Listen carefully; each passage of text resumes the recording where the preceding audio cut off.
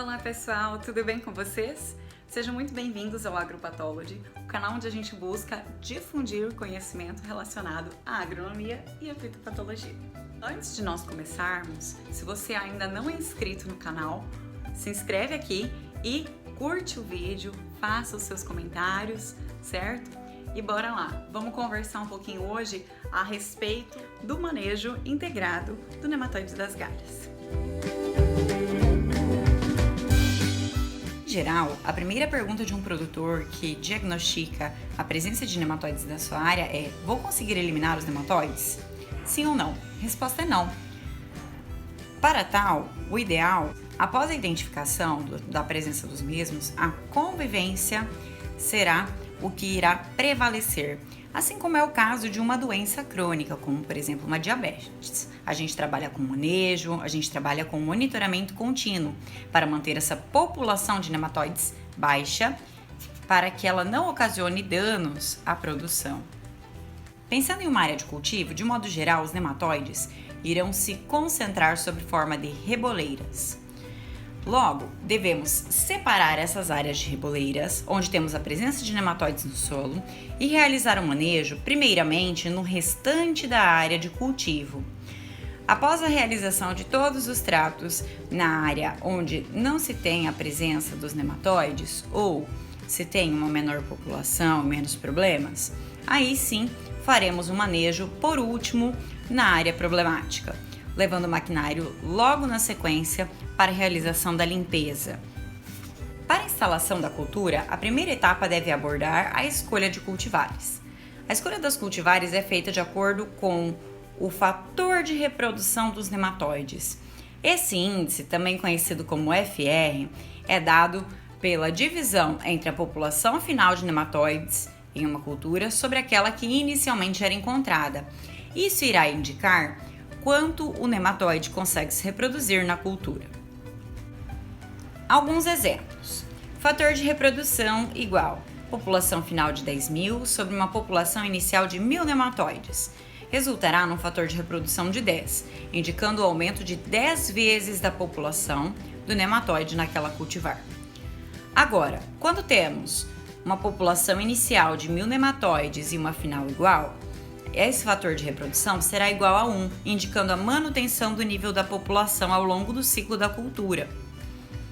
E por fim, temos algumas cultivares que apresentam uma população final menor do que aquela inicial. A exemplo, 500 de população final sobre 1.000 de população inicial, resultando em um fator de reprodução inferior a 1, nesse caso, meio, onde meio indica a redução, então, de 50% da população dos nematóides. Cultivares que apresentam fator de reprodução inferior a 1 são consideradas resistentes, enquanto que aquelas que apresentam fator de reprodução igual ou superior a 1 são consideradas suscetíveis, ou em alguns casos, tolerantes. Ou seja, as cultivares resistentes são aquelas que reduzem a população dos nematóides na área de cultivo, nos auxiliando no controle e conseguem obter boas produtividades. Essas são aquelas que devem ser preferenciadas. Por sua vez, as cultivares tolerantes são aquelas que aumentam a população dos nematóides na área de cultivo, mas conseguem obter boas produtividades, ou seja, toleram o parasitismo. Já as suscetíveis são aquelas que apresentam aumento da população de nematóides e redução de produção, sendo, portanto, dentre esses 3 tipos de cultivares, a menos indicada. Vamos fazer um comparativo entre uma área onde há a presença de nematóides, mas não há realização de manejo, e uma área com a realização de manejo. Primeira tática seria a adoção das cultivares resistentes. Além disso, seria realizada a adoção do tratamento de sementes. Este pode contar com a utilização de produtos químicos, por exemplo. Esses produtos irão auxiliar o desenvolvimento do sistema radicular primário na cultura da soja e o seu estabelecimento na área de cultivo, permitindo um bom estande de plantas. Comparativamente, nas áreas onde não é feito tratamento de semente, há um prejuízo ao estabelecimento desse sistema radicular primário e do desenvolvimento inicial das plantas, pois as plantas não tratadas irão liberar exudados radiculares no solo, atraindo os nematóides para o seu sistema radicular. Outros agentes que podem ser utilizados no tratamento de sementes são os biológicos. Dentre eles, temos bactérias e fungos. As bactérias utilizadas no tratamento de sementes, em geral, são bactérias promotoras de crescimento de plantas, como, por exemplo, aquelas do gênero Bacillus. Estas crescem no entorno do sistema radicular, formando um biofilme e consumindo os exudados radiculares, impedindo, então, que os nematóides presentes no solo reconheçam aonde esse sistema radicular está através dos seus quimiorreceptores. Os fungos também podem ser utilizados. Esses, ao serem utilizados, irão se desenvolver no solo, predando ovos e juvenis, reduzindo diretamente a população dos nematóides. Entre esses fungos utilizados no tratamento de sementes estão o Paecilomyces lilacinus e a Poconia chlamydospora. Mas lembre-se, o biológico é vida, assim temos que favorecê-lo.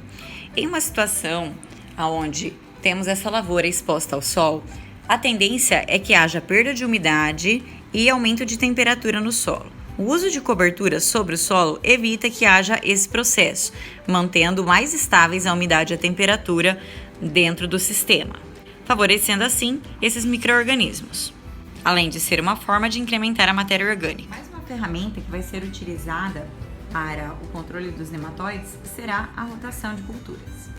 A rotação de culturas nos auxiliará no incremento da cobertura vegetal, no incremento de matéria orgânica, além de realizar a ciclagem de nutrientes. Entre as culturas que podem ser indicadas estão gramíneas, como a braquiária, o Pinico máximo e a aveia branca, bem como as crotalárias, aonde pode-se indicar a Crotalária breviflora, Crotalária spectabilis e Crotalária juncea, e algumas cultivares de milheto, sendo essas favoráveis ao manejo tanto do Meloidogene incógnita quanto Meloidogene javanica. Por fim, vem aquela famosa pergunta: mas qual é o melhor método que eu posso adotar? Bom, o melhor método é o manejo integrado, certo?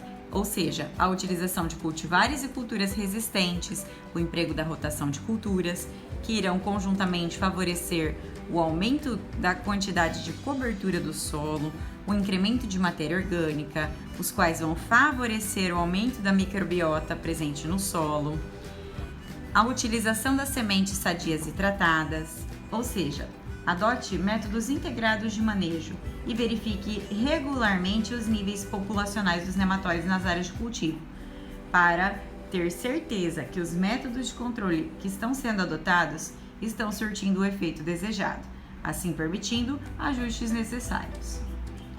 Se você curtiu, deixe seu like, deixe seu comentário, curta esse vídeo, compartilhe com os amigos. Afinal, a informação é para ser repassada. Grande abraço! Até logo, pessoal!